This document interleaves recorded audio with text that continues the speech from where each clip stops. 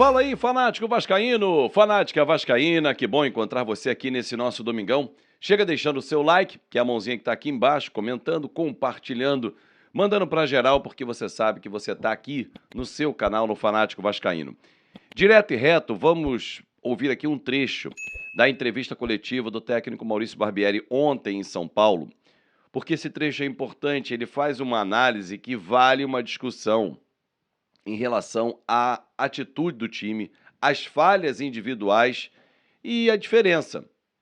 Um time chegou menos, mas foi muito mais eficiente. E o outro tentou, chegou, mas não foi tão eficiente. Acompanhe aí o que disse Maurício Barbieri, vamos debater. Quero saber se você concorda ou não, porque já vou falar sobre pichação em São Januário. Teve torcedor que pichou São Januário. Numa boa, torcedor, você tem todo o direito de protestar. Agora, é uma depredação de um patrimônio do Vasco. Você acha que essa pressão, fora Barbieri, que eu também acho que já deve trocar, a gente vai falar sobre isso, diretoria incompetente, tudo isso, é pichando o muro de São Januário?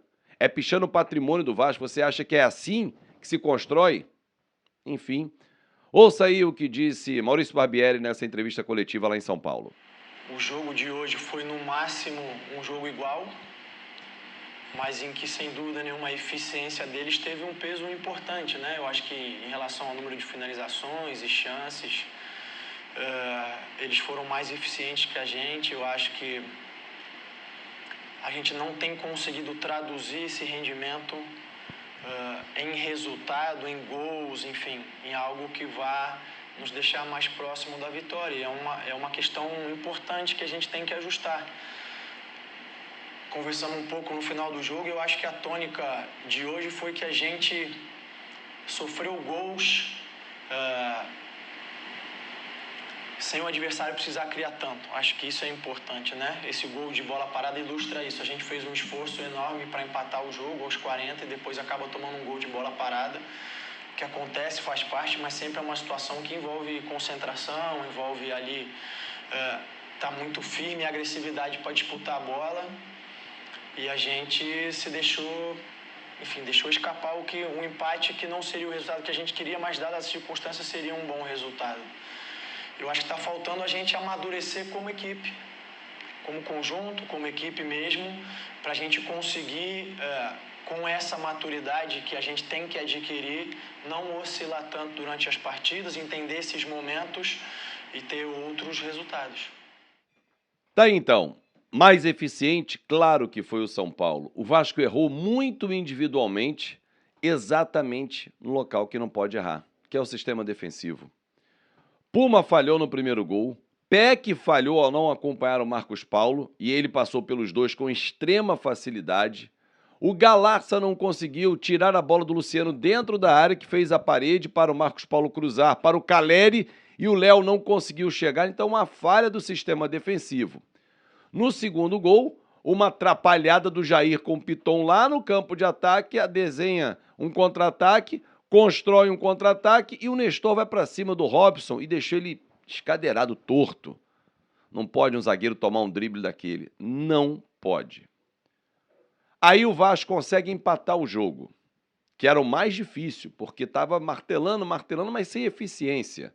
No primeiro tempo teve mais eficiência, obrigou o Rafael a fazer grandes defesas. Aí empata num sufoco danado. O Carabarral deu um passe para o Galassa, criticado, por mim inclusive, que não deve sair como titular, mesmo fazendo gol. Aí consegue um empate, cai com cãibra, segundo o Maurício Barbieri, ele vai e chama o Rodrigo. Falei na transmissão, vai fechar a casa. Faltam 5 minutos, tinha mais 5 de acréscimos, iríamos a 10. Ele até deu 10, então tínhamos 15 minutos de jogo. Não pode o jogador entrar fresquinho para jogar 15 minutos e o Vasco não fechar a casa. O Vasco arreganhou a defesa. Achou que podia ganhar o jogo, que dava para ir para cima para medir forças. Aí numa bola parada, como disse o Maurício Barbieri, eles foram mais eficientes. Não pode, cara, não pode. O Robson não pode deixar o Beraldo fazer o gol sem subir. Nem o Beraldo subiu, nem o Robson. Não pode. Absurdo. E no quarto gol, é só vocês observarem, tinham 5 jogadores do Vasco contra 3 do São Paulo, e gol dos caras. Agora, a mudança tem que acontecer? Tem. O Vasco é uma empresa, não está dando resultado. Claro que alguns vão defender, e respeito as opiniões, agora de dentro do clube, não dá. Porque o Paulo Brax vai defender, claro que foi ele que contratou, ele quer a continuação para tentar mostrar a 777 que dá para dar resultado. Mas quando? E até quando a gente vai aturar esse time que não tem uma jogada trabalhada, uma jogada ensaiada? O Vasco não tem uma jogada ensaiada, torcedor. O Vasco não tem triangulação. Esse esquema posicional, que desculpa, é uma bosta esse esquema posicional do Vasco, em que os caras correm somente do lado dele, não tem inversão, não tem variação, não tem surpresa para o adversário. O Maurício Barbieri precisa urgentemente rever isso. O Peck só joga do lado direito para cortar para dentro com a perna esquerda, nem sempre ele bate no gol. A perna direita dele não tem eficiência, a gente viu ontem o cruzamento dele rasteiro horroroso. O Figueiredo ainda tentou, numa bola que ele foi ao fundo, cruzou com a esquerda, numa rara chegada ao fundo, uma cabeçada do Pedro Raul levando perigo.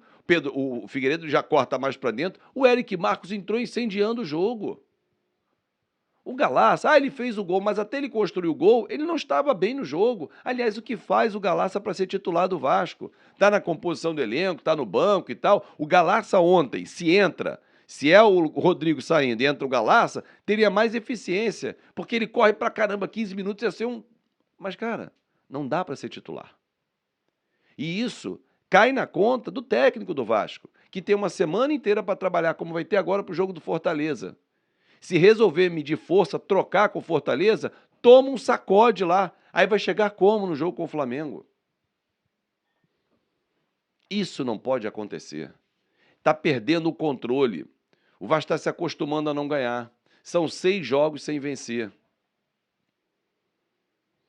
Empate com o Fluminense, empate com o Palmeiras, empate com o Curitiba, derrota para o São Paulo, Bahia e Santos. Porra. O Vasco hoje pode cair na zona de rebaixamento. E aí já viu o psicológico? Do torcedor tá lá em cima. Porra, irritação plena. E dos jogadores? Será que eles vão conseguir sair de uma situação como essa? Vamos chegar como para o clássico com o Flamengo? Tem tempo para trabalhar. Tempo o Vasco tem. É o time que mais tem tempo para trabalhar. Mas eu não observo evolução. Eu não vejo um time apresentar variações, jogadas. Você enxerga? A troca se faz necessária por esses argumentos que eu estou utilizando. Mas o Vasco tem que amadurecer como equipe. Claro que isso demanda tempo. Ninguém sabe nem precisar quanto tempo é isso. Mas será que o Pepa precisou de tempo para ajustar o Cruzeiro sair após Pesolano? O Dorival Júnior precisou de tanto tempo assim para acertar o São Paulo pós-saída do Rogério Ceni? Estou citando 2 exemplos só. O Luiz Castro precisou de tempo para ajustar o Botafogo. Perfeito. Só que o Luiz Castro recebeu 20, quase 30 jogadores novos. Foram 20 jogadores pelo menos novos. O Maurício Barbieri também. Só que você já enxergava padrão no Botafogo. Um estilo de jogo. O do Vasco é um estilo que não dá certo. Agora, torcedor, desculpa. Pichar São Januário. Vocês estão vendo aqui as imagens do Gol Vasco, né? O perfil que tirou essa foto. Cara, não é a solução. É isso? Gol do Vascão. Não é a solução. Fora Barbieri, fora Salgado, 777. Não é. Você está depredando o próprio patrimônio. Muitas das vezes essas pichações têm carta marcada, tem gente que financia isso. Isso é um absurdo. Isso é um absurdo. Torcedor não vai fazer isso. Torcedor de verdade não vai pichar. Não vai ao jogo, não compra mais produto, vira as costas pro time. Aí o torcedor tem todo o direito. Agora, pichar, agredir, depredar, não tem direito. Não, não. Fora Barbieri, beleza. Eu também acho que tem que trocar o comando. Agora, o problema é quem vem. As opções de mercado.